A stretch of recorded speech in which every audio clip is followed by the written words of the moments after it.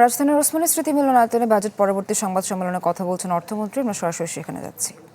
চাকরিতে আপনি যদি স্কিল না হন, আপনি ভালো চাকরিও পাবেন না, আপনার জীবনযাত্রার মানও খুব বেশি উন্নয়ন হবে না। যে কারণে আমরা কিন্তু একেবারে স্কুল থেকে শুরু করে, আমরা ভোকেশনাল স্কুল থেকে শুরু করে এডুকেশনের বড় বাজেটটা কিন্তু সেখানেই যাচ্ছে। এই লোকগুলো তো আমাকে দক্ষ কর্মী হিসেবে গড়ে তুলতে হবে। সেটা হচ্ছে একটা দিক, সেটা আমরা করতে যাচ্ছি, যাতে করে দেশের ভিতরে চাকরি পাই, দেশের বাইরেও চাকরি পাই। আপনি যে তাদের যে অবস্থার বিবরণ দিলেন, আমিও আপনার সাথে একমত। সেখান থেকে বের করে আনার জন্য কিন্তু এই প্রচেষ্টা।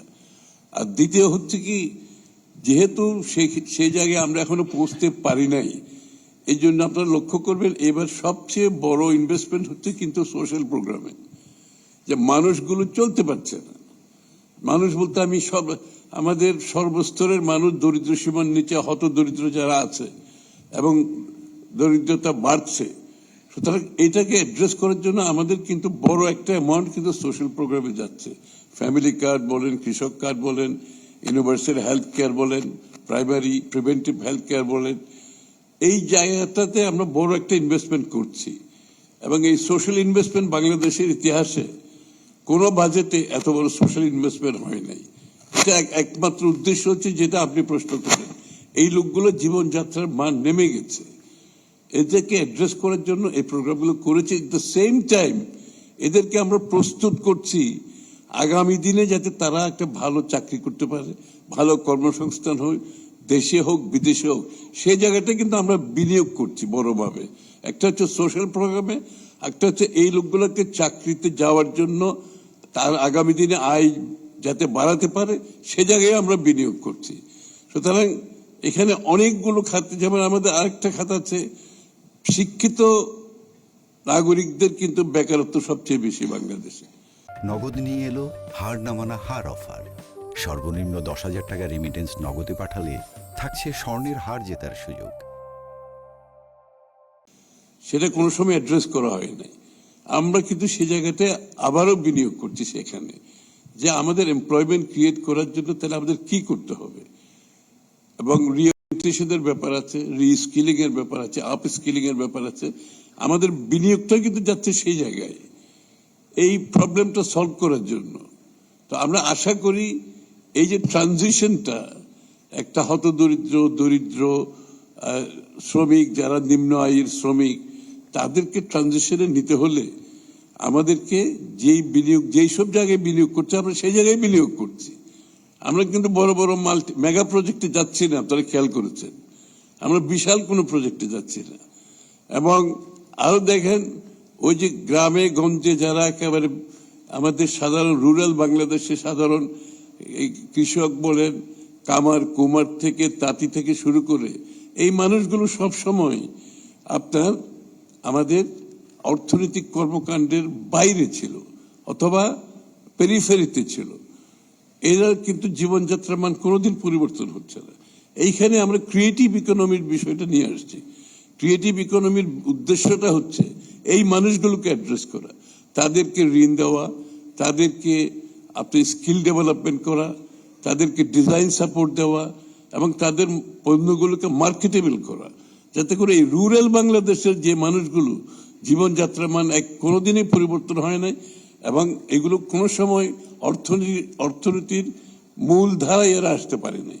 তা আমরা এদেরকে অর্থনীতির মূল ধারায় আনার জন্য ক্রিয়েটিভ ইকোনমি যেটা করছি, সেখানে সর্বস্তরের মানুষের জন্য প্রোগ্রাম আছে আমাদের।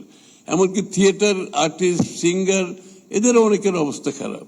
তারপরে আমাদের কামার কুমার যারা ওই যে পুরনো একটা জিনিস বানিয়ে যাচ্ছে, এটাকে যদি আপগ্রেড করে স্কিলের মাধ্যমে, ডিজাইনিং এর মাধ্যমে 4 গুণ বেশি টাকা হবে। এখন তো মার্কেট তো গ্লোবাল, আপনি অ্যামাজনে মার্কেটিং করতেছেন, ইবেতে করতেছেন। আমরা এই কাজটা করতে চাচ্ছি যাতে সমস্ত মানুষগুলো অর্থনীতির মূলধারায় আসে এবং বাংলাদেশের অর্থনীতির সুফল যাতে তাদের কাছে যায়। এটাই হচ্ছে আমাদের প্রোগ্রাম। আপনি যদি লক্ষ্য করেন, সেই বিনিয়োগগুলো আমরা অ্যালোকেশনগুলো সেইভাবেই করেছি, এক্সিকিউশন আমরা সেইভাবে করতে যাচ্ছি। এবং যে প্রজেক্টগুলো নিচ্ছি আমি তো আগেই বলেছি, আমরা নিশ্চিতভাবে জানতে চাই এই প্রজেক্টের যে আপনার ভ্যালু ফর মানি আছে কিনা। এখানে আমি আমার টাকার মূল্যটা থাকবে কিনা, এটার উপর বিনিয়োগের উপর আমি রিটার্ন পাচ্ছি কিনা, আমার জব ক্রিয়েশন হচ্ছে কিনা, যেটা আপনি বললেন, এবং আমাদের জলবায়ুর বিষয়টা। সুতরাং সব কনসিডারেশনটা মাথায় রেখে আমাদের এই প্রোগ্রামটা করা হয়েছে। যদিও বা আমি আপনারা সবাই জানেন আমাদের সীমাবদ্ধতা অনেক বেশি এই বাজেটে। সুতরাং কিন্তু আমরা ট্রেন্ডটা সেট করে দিচ্ছি।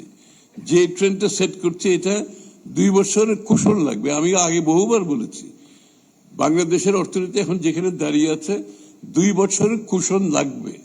থার্ড ইয়ার থেকে ইকোনমি সামনের দিকে যাবে, স্থিতিশীল হবে, তারপরে সমৃদ্ধির দিকে যাবে। ফোর্থ ফিফথ ইয়ারে গিয়ে ইনশাআল্লাহ গিয়ে অর্থনীতি পুরোপুরি ঘুরে দাঁড়াবে এবং যা আমরা যেই ওয়াদাগুলো করেছি জনগণের কাছে সেগুলো পূরণ করতে আমরা সক্ষম হব।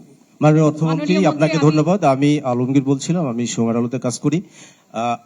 আপনাকে যে গতকালকে যে অর্থ বছরের বাজেটটা দিয়েছেন, বাজেট নিয়ে আসলে সমালোচনা করার জায়গাটা খুব কম। তারপরেও আপনি সবাইকে তুষ্ট করার চেষ্টা করেছেন, ব্যবসায়ীদের জন্য অনেক সুযোগ সুবিধা রেখেছেন, সাধারণ মানুষকে একটু স্বস্তি দেওয়ার জন্য 60টির উপরে প্রায় পণ্যের উপরে শুল্ক কমিয়েছেন। এই দিকগুলো খুব ভালো দিক। কিন্তু বাজেটের আজকে গবেষণা সংস্থা সিপিডি সকালে একটা ব্রিফ করেছে, সেখানে তারা তাদের মূল্যায়নটা তুলে ধরেছে। সিপিডির মূল্যায়নটা হচ্ছে যে বাজেটে আপনি কালো টাকা সাদা করার একটা সুযোগ রেখেছেন। ভালো বাজেটের কালো দিক, কালো টাকা। এখন এই সুযোগটা কি না রেখে এই ভালো বাজেটটা কি কালো করা থেকে মুক্ত করা দেখা যেত কিনা, এটা একটা বিষয়। আরেকটা বিষয় হচ্ছে যে আপনি 9,38,000 কোটি টাকার বিশাল বাজেট দিয়েছেন, বাংলাদেশের ইতিহাসে সর্বোচ্চ বাজেট এটা। ঠিক একইভাবে 6,95,000 টাকার রাজস্ব আয় লক্ষ্যমাত্রা দিয়েছেন। আপনি জানেন যে গত 2-3 বছরের ভঙ্গুর অবস্থা থেকে রাজস্ব আয় এই চলতি অর্থ বছরে একটা খুবই ভগ্নদশা, সেই জায়গা থেকে এই আকাশ কুসুম কল্পনা আপনি কিভাবে বাস্তবায়ন করবেন? ধন্যবাদ আপনাকে। মাননীয় মন্ত্রী, আমি সেলিয়া সুলতানা, সময় টিভিতে আছি। এটা একটু জবাব দিয়ে নিই। উত্তরটা দিয়ে দেখ, তাহলে সুবিধা হবে। আমরা কালো টাকা সাদা করার কোনো কালো টাকা সাদা করার কোনো প্রভিশন রাখা হয়নি। আমার মনে হয় যেটা নিয়ে একটু আপনাদের মধ্যে ভুল বোঝাবুঝি